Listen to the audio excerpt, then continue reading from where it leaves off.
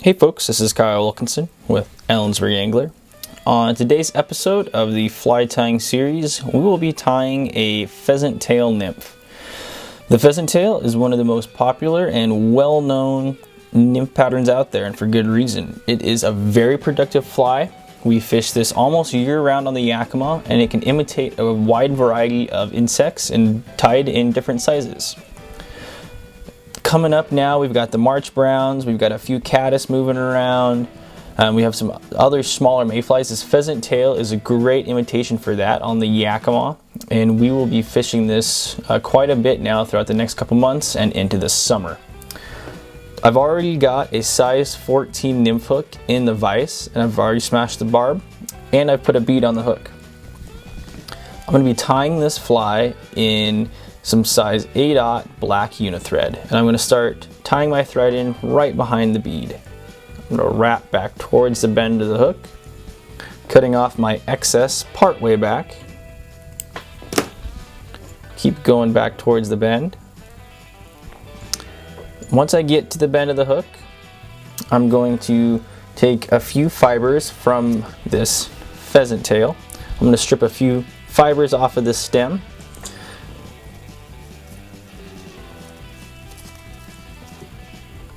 So I have something about like that. What I'm going to do now is I'm going to twirl these fibers in my finger so that I get these points going different directions, just like this. I'm going to lay that over the top of the hook and have these tips of the fibers going out the back. I'm just going to do two fairly light wraps here. So I've got something like this with the base of the fibers sticking out the front and the tip sticking out the back. I'm going to grab the base of the feathers, or excuse me, of the fibers, and pull forward just so I can get those tail fibers a little bit shorter. So it's something about like that, where it's about the length of the shank. I'm going to do a couple really tight wraps. I'm going to do one wrap behind and underneath the tail, and then come back on top and do a couple tight wraps. Now I'm going to take some copper colored ultra wire, and I'm going to tie that going straight out the back of the hook. I'm going to capture it, and I don't want to just capture the tip of this ultra wire at the back, because then it'll make it really bulky right at the back of the fly. What I want to do is I want to take my ultra wire and I want to push it forward so that it is all the way up underneath and inside the bead. And now I'm going to capture this ultra wire with my thread starting at the back. And it slipped out of the bead there. I'm going to push it forward just a little bit. Capture it in there with my tying thread. Now what I'm going to do is I'm going to grab these tail fibers and I'm going to lift them up and over the back. And now I'm going to make a thread body and wrap over this ultra wire going forward, covering it up right to the back of the bead.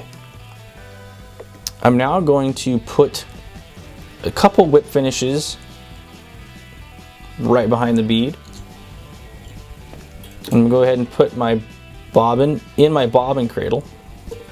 And now what I'm going to do is, since I have a rotating vise, I'm going to rotate the vise, and I'm going to hold on to the stem of these pheasant tail fibers. And as I rotate the vise, I'm going to make some wraps with these fibers towards the front to right behind the bead. So it's going to look something like this. I'm actually going to go the other direction. So as I'm rotating, I'm making sure that my fibers are laying out nice and even, and I'm making touching wraps all the way to the front of the hook.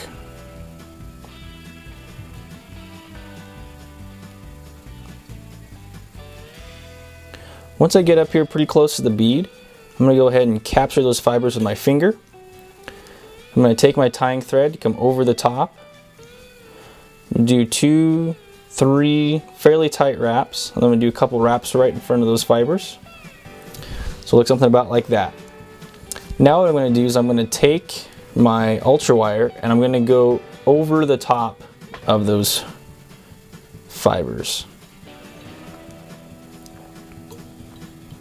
And that will help to keep those fibers from coming unraveled.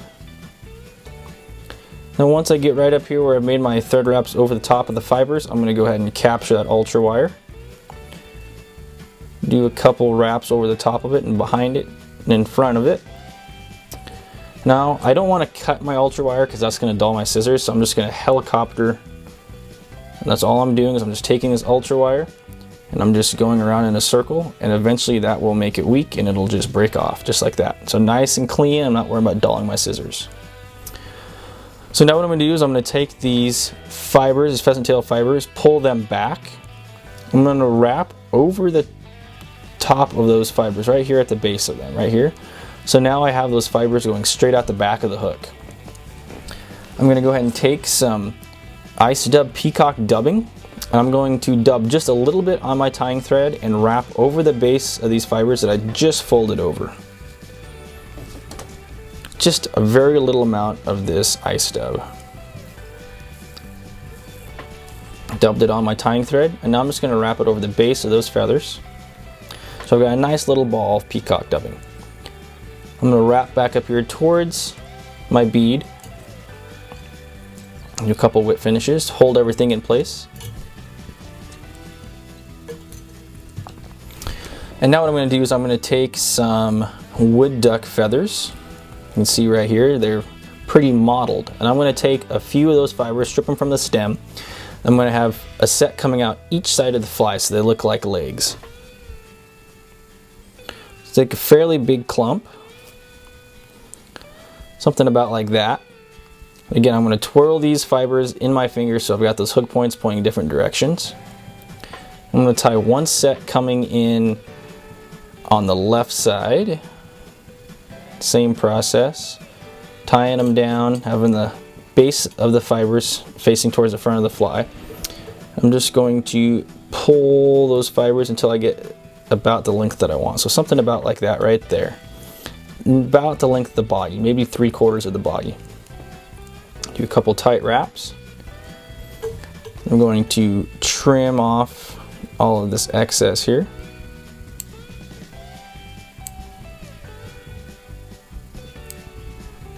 I'm going to do the same thing for the other side.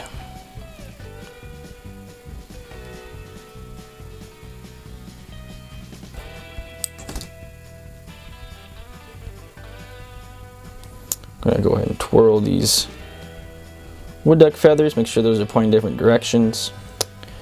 I'm going to lay those along the edge of the hook, capture them in behind the bead, and I'm going to pull so they're just about even with the feathers on the other side. Doesn't have to be perfect. I'm going to do a couple tight wraps. I'm going to cut off my excess. Okay, make sure I get those stems captured in there. And now what I'm going to do is I'm going to grab these pheasant tail fibers that I have going out the top and the back of the hook. I'm just going to fold those over the top of my peacock dubbing towards the bead, and I'm going to capture those pheasant tail fibers right behind the bead. So it looks like you've got a little bit of a wing case. You've got the two wings here and you've got this little wing case or a thorax starting to build up. Do a couple tight wraps, and then I'm going to throw in a couple sets of whip finishes. I'm going to go ahead and trim off my excess pheasant tail fibers here. Get those out of the way. Make sure my bead is positioned nice and even on my hook. Everything looks good. Pull tight on my tying thread and do one more set of whip finishes.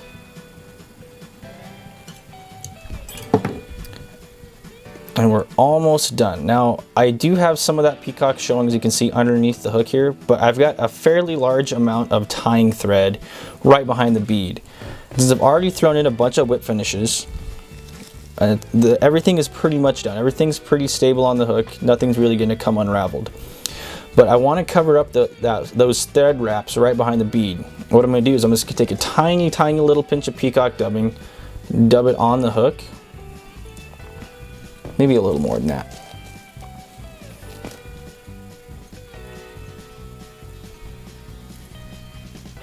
Something about like this. I'm just going to go over the top of those thread wraps until I run out of dubbing. I'm just going to do a set of 2 whip finishes to hold that in place right behind the bead. And what that did is just covered up those wraps of thread that were looking kind of unsightly right behind the bead, and it just added a little bit more flash to the front of the fly. Now I'm just going to cut off my tying thread and we're done. That is the Pheasant Tail Nymph. Now again, you can tie this in a variety of sizes to imitate different insects. This size 14 is a good generic size. This would be good to imitate March brown, maybe a caddisfly nymph under the water. It's just a good all-around size. You can tie them smaller to imitate things more like a blueing olive or a PMD, or you can tie them bigger and they could even be a stonefly. And you can change the color of your pheasant tail itself. You can buy dyed pheasant tail to tie it in different colors that way. You can tie it with different color wire and even different colored dubbing. You can even tie some CDC on here or a complete soft hackle collar. It just kind of depends on how you want to tie your pheasant tail. This is a pretty generic way to do it. Sometimes I'll even change the color of the dubbing to something a little brighter or something even a little darker. This is a good pattern to fish by itself, although it might be hard to get to the right depth. We would commonly fish pheasant tail behind a larger nymph pattern like a pat stone, and then fish that under an indicator with some weight, and that helps it get down to depth. Pheasant tail is just a great all-around nymph pattern, and you should always have a few of these in your box before hitting the water. Thank you folks for watching today's episode of the fly tying series. We hope you are all staying safe and healthy during this time. Please make sure to subscribe to us here on YouTube and hit that notification bell so you get notified every time one of these episodes of the fly tying series is uploaded. Also make sure to like us on Facebook, follow us on Instagram, and follow us on Twitter. Thank you very much and have a good day.